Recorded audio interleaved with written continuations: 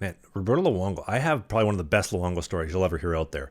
So this is 2015, 2016, and Roberto Luongo was a guy that I've been watching my entire childhood. Now, if you don't know, there was a period of time where I was making NHL montages of my favorite NHL goalies. So Roberto sends me a message, sends me a DM, said, hey, do you mind making this specific video for me? It's custom. Is that a problem? No, not a problem. Boom, crank it out. Here's your video.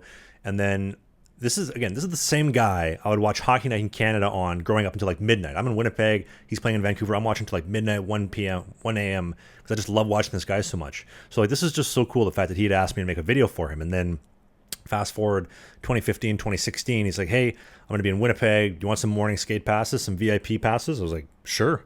And, the fact that nobody watched the Florida Panthers at this point in time was great because me and my dad went down to MTS Center at the time in downtown Winnipeg.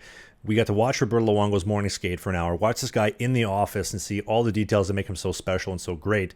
And there wasn't a single soul in the building outside of my dad and I. And it was just such a cool moment to share that with my dad, to be able to watch one of the greatest goaltenders to ever grace the game, the grace goalie pads, live in the form in the morning skate.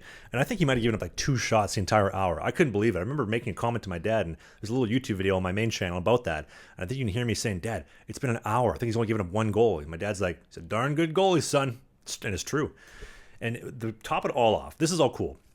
But Lou gets off the ice, and I just figured, hey, here's some free passes. Go home. Hope you had a good time. He says, hey, Trav, come here. And we stop and get a picture, Roberto and I, and then he gives me 2 of his own personal sticks. Like, here's my sticks.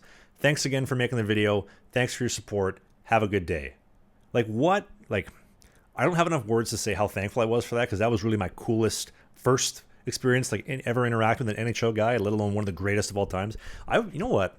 I would love, probably will never happen, but I would love to get Roberto on the podcast and just have an actual discussion with him to kind of peel back the layers a bit, because I feel like there's so much we don't know about him because he's never done a podcast before.